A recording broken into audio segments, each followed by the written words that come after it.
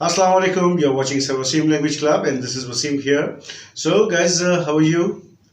I hope that you all are fine. So, guys, आज हम फिर मौजूद हैं आपके साथ एक नई वीडियो के साथ और कुछ नए टॉपिक्स के साथ. तो, guys, आज की वीडियो में हम आपको कुछ मॉडल वर्ब्स के बारे में बताएंगे और मॉडल वर्ब्स कि हम पास्ट में मॉडल वर्ब्स को कैसे यूज कर सकते हैं. तो, guys, let's start the video. Okay. तो see the first word we are having today. First word आज हमारा है should have. Should have should हमने पहले भी स्टडी किया हुआ है. हमने पहले देखा था should for the present time, वो था खाली शुड. हम यूज कर रहे थे should plus verb first form, और उसमें हम अपनी बात कर रहे थे एडवाइस सजेशंस वगैरह की, और वो वीडियो हम पहले ही अपलोड कर चुके हैं. और अगर आपने वो वीडियो नहीं देखी तो आप उस वीडियो को देख सकते हैं. बट आज हम बात कर रहे हैं शुड हैव के बारे में. Should have, why do we use it, हम इसे यूज क्यों करते हैं. शुड हैव का सेंस क्या बनता है, पास्ट में इसकी मीनिंग क्या आती है, सबसे पहले बात हम इस पे करेंगे. तो कैसे शुड हैव हम यूज करते हैं ऐसी सिचुएशंस के लिए जो पास्ट में बहुत ज़रूरी थे, इम्पोर्टेंट थे, करना चाहिए थे मगर हमने नहीं किए, तो वो हमारा बन जाते हैं रिग्रेशन. तो it shows your past regression, यानी कोई काम ज़रूरी था, करना चाहिए था मगर नहीं किया.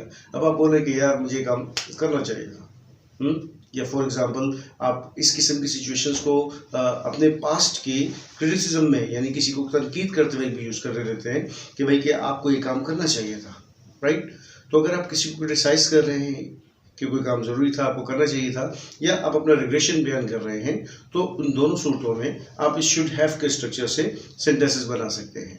तो उसका स्ट्रक्चर बनेगा कैसे, आपने लेना है सब्जेक्ट, सब्जेक्ट के बाद शुड हैव, और शुड हैव के बाद वर्ब की थर्ड फॉर्म, और आखिर में ऑब्जेक्ट वगैरह जो भी लें. हम प्रेजेंट में जो शुड यूज़ कर रहे थे उसमें भी यूज़ कर रहे थे शुड के साथ फर्स्ट फॉर्म, और यहाँ पे शुड हैव है तो उसके बाद हमेशा हम लगाएंगे थर्ड फॉर्म, राइट. अब आपके सेंटेंसेस जो है वो डेफिनेटली इसी पैटर्न पे बनते जाएंगे कि अब आप शुड हैव कहें और उसके बाद थर्ड फॉर्म लगा दें, तो इसका मतलब आप पास्ट के बारे में बात कर रहे हैं कि भाई ये काम करना चाहिए था. ओके. जैसे फॉर एग्जांपल अब आपने एक पार्टी अरेंज करी अपने घर पर, और अपने पार्टी में आपने सबको बुला लिया, और अगर अपने फ्रेंड को आप भूल गए, होता है अक्सर गेस्ट को हम भूल जाते हैं, किसी शख्स को.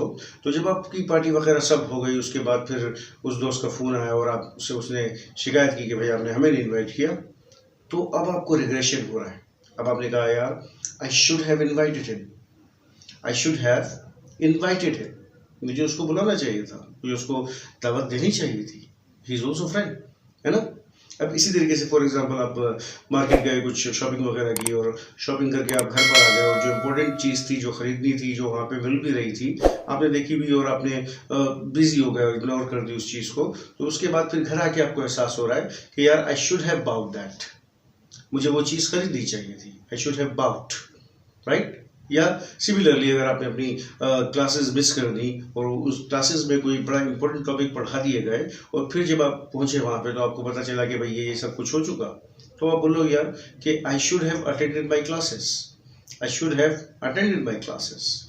तो इसका मतलब क्या हुआ कि कोई काम जो ज़रूरी था करना मगर आपने नहीं किया, और अब आप उस पर रिग्रेट कर रहे हैं. इसी तरीके से अगर आप इसको नेगेटिव बनाएंगे तो इसका मतलब कोई काम जो नहीं करना चाहिए था और आपने कर दिया, और अब उस पर रिग्रेशन हो रहा है, या आप क्रिटिसाइज कर रहे हैं. जैसे कि फॉर एग्जांपल किसी शख्स ने झूठ बोला, और झूठ बोलने के बाद आप उसको कह रहे हैं कि भाई you shouldn't have told a lie, आपको झूठ नहीं बोलना चाहिए था, right. You shouldn't have come late, आपको देर से नहीं आना चाहिए था. या you shouldn't have miss your classes, आपको अपनी क्लासेस मिस नहीं करनी चाहिए थी. तो should have हम यूज करेंगे इस सेंस में. अच्छा, इसी तरीके से आज का हमारा जो दूसरा मॉडल वर्ब है वो है could have. could have basically हम यूज करेंगे इस सिचुएशन में कि जहां पर हम कोई काम करने की अहलियत रखते थे, हमारे पास पावर थी, अथॉरिटी थी, हम वो काम कर सकते थे मगर हमने नहीं किया. हम कर सकते थे, ठीक है. जैसे फॉर एग्जांपल एक शख्स से आप जानते हैं कि भाई वो नॉर्मली फ्री होता है, और आपने कोई पार्टी रखी हुई है या कोई मीटिंग रखी हुई है, और उसमें आपने उसको भी बुलाया हुआ है. अब वो लेट आया, अब आप जानते हैं कि भाई वो फ्री था, तो आपने उससे बोला यार you could have come on time, आप वक्त पर आ सकते थे, आपको पता है कि मीटिंग है ये, और फिर भी आप लेट कर गए, राइट. या फॉर एग्जांपल आप इस सेंटेंस को किसी और सिचुएशन में भी ले सकते हैं. जैसे फॉर एग्जांपल आपने एक और सेंटेंस यहाँ पे कह दिया कि भाई you could have reached there before the time, आप वहाँ पे वक्त से पहले भी पहुँच सकते थे, राइट. या for example you could have informed मी, आप मुझे इत्तला भी तो दे सकते थे, राइट। तो अगर आप कुड हैव को यूज करना चाह रहे हैं तो वही सेम सिचुएशन कि सब्जेक्ट लेना है, वो कुड हैव लेना है और वर्ब की third form, everything is same. बस आप जहाँ शुड यूज कर रहे थे वहाँ कुड लगा देंगे और एक काम जो नेसेसरी था, जरूरी था करना चाहिए था, वो शुड हैव हो जाएगा। और जो काम आप कर सकते थे, अथॉरिटी थी, पावर थी, वो कुड हैव हो जाएगा। तो विद दिस सिंपल इंफॉर्मेशन आपके पास दो मॉडल वर्ब्स आ गए जो आप पास्ट में यूज कर सकते हैं कि भाई आपके पास शुड हैव और कुड हैव को यूज करते हुए आप पास्ट फॉर्म्स ले सकते हैं मॉडल वर्ब्स की। तो गाइज आज की वीडियो हम बस यहीं पर ही खत्म करते हैं और फिर इंशाल्लाह हम मिलेंगे आपसे नेक्स्ट वीडियो में। सो कीप वॉचिंग सर्वसिम language club and take care.